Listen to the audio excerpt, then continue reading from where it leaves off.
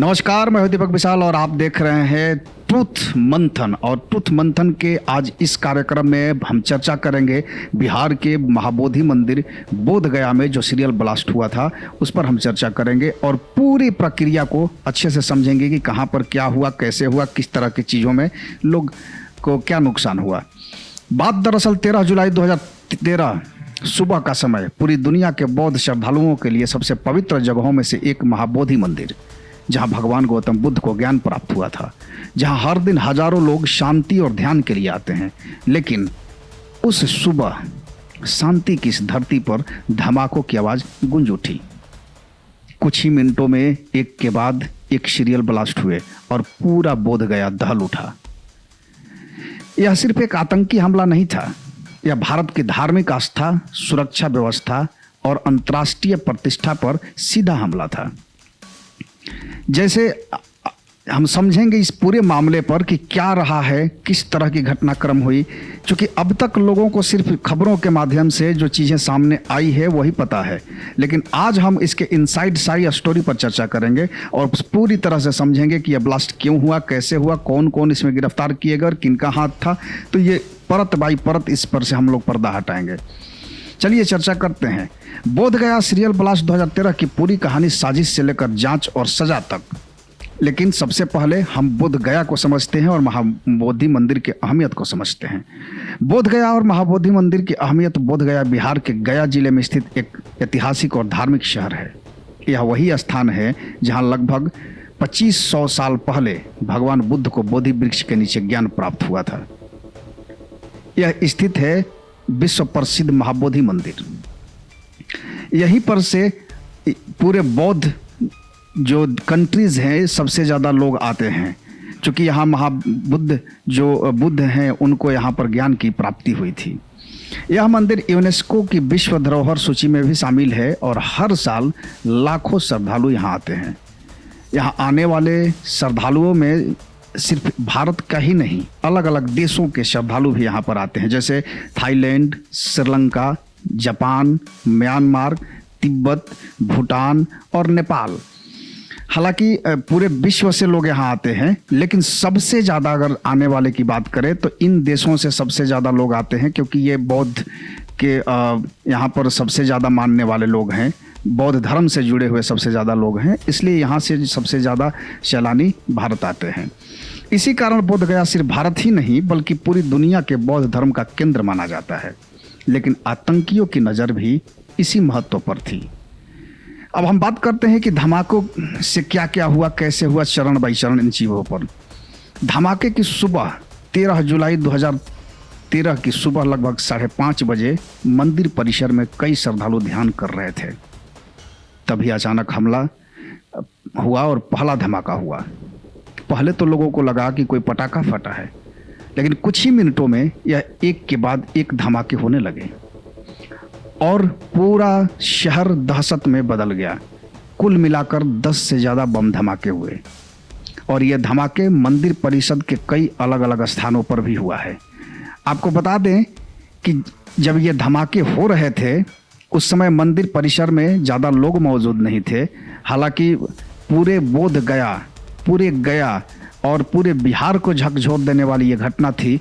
लेकिन बोधि वृक्ष के पास, मंदिर परिसर के अंदर ध्यान केंद्र के पास जो अभी धमाके हुए थे वो इन जगहों पर किया गया था। बोधि वृक्ष के पास, मंदिर परिसर के अंदर, ध्यान केंद्र के पास, आसपास के इलाकों में इस घटना में कई लोग घायल भी हुए। और सबसे बड़ी बात यह थी कि धमाके इतने संवेदनशील जगह पर हुए थे जहां हजारों विदेशी श्रद्धालु मौजूद रहते हैं। क्या थी साजिश, क्यों हुआ ये, बम कैसे लगाए गए थे, ये तमाम चीजें एक सवाल बन गया है। और इसी गुत्थी को सुलझाने के लिए हम ट्रुथ मंथन के जरिए आपको चीजें बताएंगे। जांच में सामने आया कि आतंकियों ने कम तीव्रता वाले आईईडी बम लगाए थे। इन बमों का इस्तेमाल किया गया था, जिसमें किस किस तरह के बम लगाए गए थे। चूँकि आईईडी बम लगाए गए थे इसकी पुष्टि हो गई है। टाइमर बम, बैटरी बम और विस्फोटक सामग्री, ये तमाम चीज़ें जो है वो इसमें पाया गया। और पाइप के ज़रिए भी यहाँ पर बहुत सारी चीज़ें बनाई गई थी। बमों को इस तरह से लगाया गया था कि वे अलग अलग समय पर फटें, क्योंकि ये पूरी तरह से प्लानिंग की हुई थी। और इस पूरी प्लानिंग में हर चीज़ का ध्यान रखा गया था कि कहाँ पर किस बम को प्लांट करना है, कितने टाइमिंग में कौन सा बम फटेगा। यानी यह पूरी तरह से प्लान्ड सीरियल ब्लास्ट था। जांच एजेंसियों का मानना था कि अगर सभी बम पूरी ताकत से फटते तो नुकसान और भी ज़्यादा हो सकता था, लेकिन गनीमत है कि ये नुकसान ज़्यादा नहीं हो पाया और कम तीव्रता वाले बम ही थे। पूरे देश में जैसे ही ये खबर फैली कि बोधगया में धमाके हुए हैं, पूरा देश ढल उठा। क्योंकि बोधगया में महाबोधि मंदिर में धमाका होना सिर्फ इंडिया के लिए नहीं, हिंदुस्तान के लिए नहीं, पूरे विश्व में चर्चा का विषय हो गया, क्योंकि ये पूरे विश्व के लिए धरोहर माना जाता है। सिर्फ बिहार नहीं बल्कि भारत की धार्मिक विरासत पर भी था हमला। और उस समय देश के प्रधानमंत्री थे मनमोहन सिंह। मनमोहन सिंह ने इस हमले की कड़ी निंदा की और बिहार के मुख्यमंत्री नीतीश कुमार थे उस वक्त, उन्होंने भी ये पूरे मामले पर दुख जताया और पूरी तरह से मुस्तैद भी हो गए। उन्होंने तुरंत उच्च स्तरीय जांच के आदेश भी दिया और साथ ही साथ पूरे घटनाक्रम पर अपनी नज़र बनाए रखे। चूँकि बोधगया एक शांति प्रिय जगह है, यहाँ बौद्धों का आना जाना लगा रहता है। यहाँ की हवा में ही एक शांतिपन दिखता है, यहाँ के लोगों के विचारों में शांतिपना दिखता है। लेकिन इस तरह के हमले से पूरे शहर के साथ साथ देश को भी हिला के रख दिया। इस मामले की जो जांच करने वाली एजेंसियां थी, उसमें से एनआईए की टीम ने मौके से कई अहम सबूत जुटाए और उन सबूतों में सबसे बड़ी सबूत ये थी कि बम के टुकड़े, बैटरी, टाइमर और साथ ही साथ और भी छोटे छोटे पुर्जे जैसे कि वायरिंग और भी सामान वहाँ से बरामद किया गया। और इस जांच में सीसीटीवी फुटेज को खंगाला गया और उस फुटेज के साथ धीरे धीरे जांच की दिशा एक खतरनाक आतंकी संगठन की तरफ बढ़ा। जाहिर है कि जब इस तरह की घटना होती है तो देश के सबसे बड़ी जांच एजेंसियां इसमें लग जाती है और जांच एजेंसियों के द्वारा ये तमाम चीज़ें देख रेख में उनके होती है और उन्हीं के द्वारा ये सारी चीज़ों की पुष्टि की जाती है कि कौन, किसने और कहां से कैसे प्लान किया। अब समझते हैं कि साजिश के पीछे कौन था। जांच में सामने आया कि इस हमले के पीछे था आतंकी संगठन इंडियन मुजाहिदीन। जी, आपने नाम सुना होगा इंडियन मुजाहिदीन का, और इसी संगठन का इसमें हाथ देखने को मिला। यह संगठन भारत में कई आतंकी हमलों में शामिल रहा है। जांच एजेंसियों ने पाया कि इस हमले का मास्टरमाइंड था हैदर अली। क्योंकि इस प्लान को पूरी तरह से क्रियान्वयन करने के लिए कैसे हमला हो, किस तरह की चीज़ें इस्तेमाल की जाए, कहाँ कहाँ पर रेकी की जानी चाहिए थी, इसमें हैदर अली अपने साथियों के साथ मिलकर के पूरे ये हमला का योजना बनाया गया। अब सवाल ये उठता है कि आखिर ये बम धमाका किया ही क्यों गया, इसका तात्पर्य क्या था?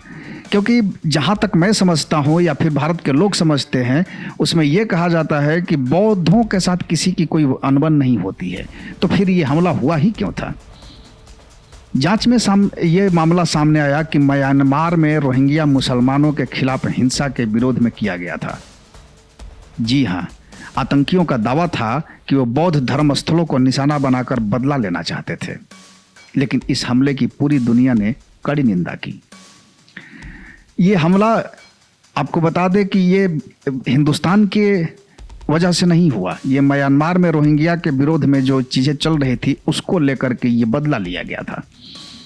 और इस पूरे हमले में, इस पूरे घटनाक्रम में एनआईए की जांच में धीरे धीरे कई आरोपी पकड़े गए, जिसमें से हैदर अली, नुमान अंसारी, मुजीबुल्लाह अंसारी, फखरुद्दीन अली और साथ ही साथ इसमें और भी इम्तियाज अंसारी नाम का एक व्यक्ति भी था, जिसको आरोपी के अलावा और भी छोटे छोटे गिरोह के लोग शामिल थे। इन आरोपियों को अलग अलग राज्यों से गिरफ्तार भी कर लिया गया।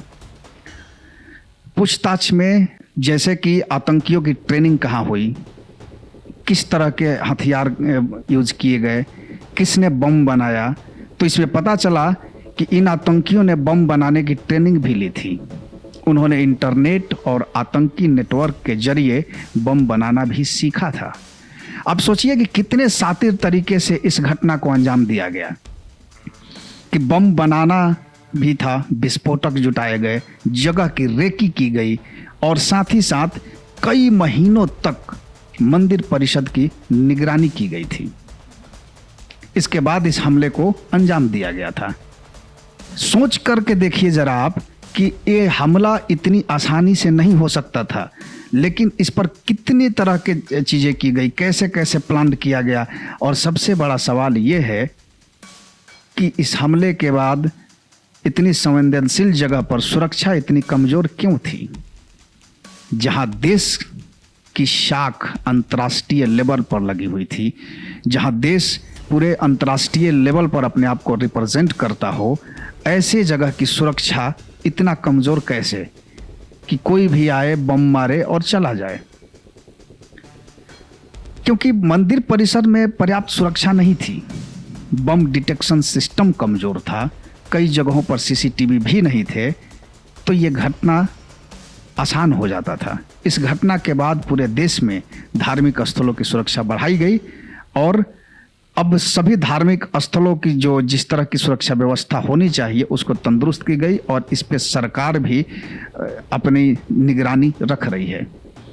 अदालत में के इस मामले की सुनवाई हुई। राष्ट्रीय जांच एजेंसी के विशेष अदालत में कई सालों तक सुनवाई के बाद अदालत ने फैसला सुनाया और जब फैसला सुनाया गया तो पूरे देश इसमें खुशियां मना रहा था। 2018 में कोर्ट ने इस आरोपियों को दोषी करार दिया। हालांकि सबको सजा एक बराबर नहीं मिली, सबकी सजा अलग अलग हुई। किसी की 10 साल की सजा हुई, किसी को उम्र कैद की सजा हुई और किसी को भारी जुर्माना भी लगाया गया। तो ये पूरी कहानी जिस तरह से गढ़ी गई थी, उस कहानी को देखते हुए ये तमाम चीज़ें की गई। अदालत ने उन सबको सज़ा भी दिया और बोध गया कि सुरक्षा में तब से लेकर अब तक काफ़ी बदलाव किया गया। इस घटना के बाद बोध गया में सुरक्षा पूरी तरह बदल दी गई।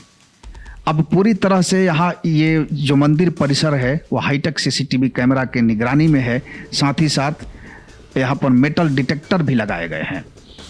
चूँकि ये बम स्क्वाड भी लगाया गया है और तमाम तरह की सुरक्षा से जुड़ी हुई चीज़ें वहाँ पर लगाई गई है। पुलिस की कड़ी निगरानी भी रखी गई है। लेकिन सवाल ये उठता है कि अगर ये सारी व्यवस्थाएं पहले होती तो शायद इतना बड़ा बम धमाका नहीं होता। हमारे देश पर इस आतंकियों की नज़र ऐसे नहीं लगती, लेकिन हमारा देश इस तरह ही काम करता है कि जब घटनाएं होती है तो उससे सीखता है और तब उसकी तैयारी करता है। आज बोध गया देश के सबसे सुरक्षित धार्मिक स्थलों में से एक माना जाता है। इस हमले की दुनिया भर ने निंदा हुई। कई देशों ने भारत के साथ एकजुटता दिखाई और बौद्ध धर्म के अनुयायियों ने इसे मानवता पर हमला बताया। अब चूंकि पूरी तरह से अब गया नॉर्मल हो चुका है, बोध गया मंदिर नॉर्मल हो चुकी है, वहाँ पर श्रद्धालुओं का आना जाना लगा रहा है क्योंकि अब चीज़ें सामान्य हो गई है। लेकिन जब ये घटना हुई थी पूरा देश इसमें रो रहा था।